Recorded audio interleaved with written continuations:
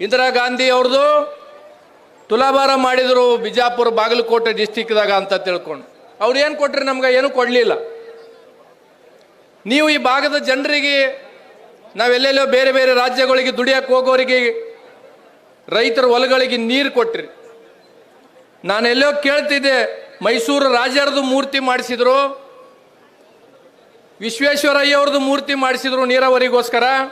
ಅದು ಬಿಟ್ಟರೆ ಈ ರಾಜ್ಯದಾಗ ಯಾರ್ದಾದ್ರೂ ನೀರಾವರಿಗೋಸ್ಕರ ಮಾಡಿಸಿರ್ತಕ್ಕಂಥ ಮೂರ್ತಿ ಯಾರ್ದಾದ್ರೂ ಇದ್ರೆ ಅದು ದೇವೇಗೌಡರದು ಮಾತ್ರ ಅಂತ ತಿಳ್ಕೊಂಡು ಭಾಳ ಹೆಮ್ಮೆಲಿಂದ ಹೇಳ್ಬೇಕಾಗ್ತದೆ. ಅದು ನಮ್ಮ ಭಾಗದು.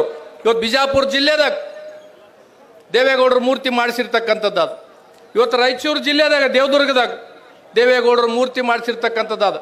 ಸರ್, ನಾವು ಇಲ್ಲಿ ಮತ ಆಗಿ ಅಭ್ಯರ್ಥಿಗಳನ್ನು ಆಯ್ಕೆ ಕಳಿಸ್ತಾರ ಇಲ್ಲ ನಮ್ಮ ಜನ. ಆದರೆ ನಿಮ್ಮನ್ನ, ನಿಮ್ಮ ಕುಟುಂಬದವ್ರನ್ನ ತಲೆ ಅಂತರಕ್ಕೂ ನಿಮ್ಮನ್ನ ಏನಪ್ಪಂತಂದ್ರೆ ನೆನ್ಪಿಡ್ತಾರಂತ ತಿಳ್ಕೊಂಡು ಹೇಳ್ಬೇಕಾಗತ್ತೆ ನಾವು. ಯಾಕಂತಂದ್ರೆ ಇವತ್ತು ಅನೇಕ ಕಾರ್ಯಕ್ರಮಗಳನ್ನು ನೀವು ಕೊಟ್ಟಿರಿ. ಈ ಭಾಗದ ಜನರ ನೀರಾವರಿಗಳಿಗಾಗಿ ನಾವು ಬೇರೆ ಬೇರೆ ಊರುಗಳಿಗೆ ದುಡಿಯಕ್ಕೆ ಹೋಗ್ತಕ್ಕಂಥ ಸಂದರ್ಭನ ನೀವು ತಪ್ಪಿಸಿರಿ. ನಾವು ಒಂದನ್ನು ಹೇಳ್ಬೇಕು. ಯಾಕಂತಂದ್ರೆ ನೀವು ಹೇಳಿದ್ರೆ ಮಾತ್ರ ಈ ಕೇಂದ್ರ ಸರ್ಕಾರದಾಗ ನರೇಂದ್ರ ಮೋದಿ ಅವರು ತಮ್ಮ ಮಾತು ಕೇಳ್ತಾರೆ. ಮೊನ್ನೆ ಕುಮಾರಣ್ಣವ್ರು ಏನಪ್ಪ ಕೈಗಾರಿಕಾ ಸಚಿವರಿದ್ದಾರೆ ಕೇಂದ್ರದಲ್ಲಿ. ನಮ್ಮ ಭಾಗದ ಜನ, ಬಹುತೇಕ ಜನ ಕಲ್ಯಾಣ ಕರ್ನಾಟಕ, ಉತ್ತರ ಕರ್ನಾಟಕದವರು ನಾವು ಬೇರೆ ಬೇರೆ ಊರಿಗೆ ದುಡಿಯಕ್ಕೆ ಹೋಗ್ತೀವಿ. ಅದನ್ನು ತಮ್ಮ ಒಂದು ಆದೇಶದ ಮೇಲೆ ಏನಾದರೂ ಆದರೆ ಮುಂದಿನ ಪೀಳಿಗೆಗೆ, ಇನ್ನೂ 4-5 ಪೀಳಿಗೆನೂ ದೇವೇಗೌಡರನ್ನ ಶಾಶ್ವತವಾಗಿ ನಾವು ನೆನ್ಪಿಡ್ತೀವಿ ಅಂತ ತಿಳ್ಕೊಂಡೆ ಹೇಳ ಬಯಸ್ಬೇಕಾಗ್ತದೆ.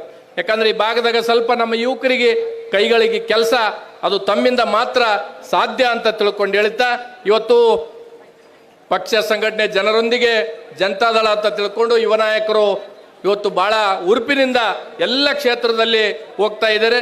ತಮ್ಮ ಒಂದು ಸ್ಪಂದನೆ, ತಮ್ಮ ಒಂದು ಪ್ರೀತಿ ವಿಶ್ವಾಸ ನಮ್ಮ ಮೇಲೆ ಸದಾ, ನಮ್ಮ ಪಕ್ಷದ ಮೇಲೆ ಇರಲಿ ಅಂತ ತಿಳ್ಕೊಂಡು ಹೇಳಿ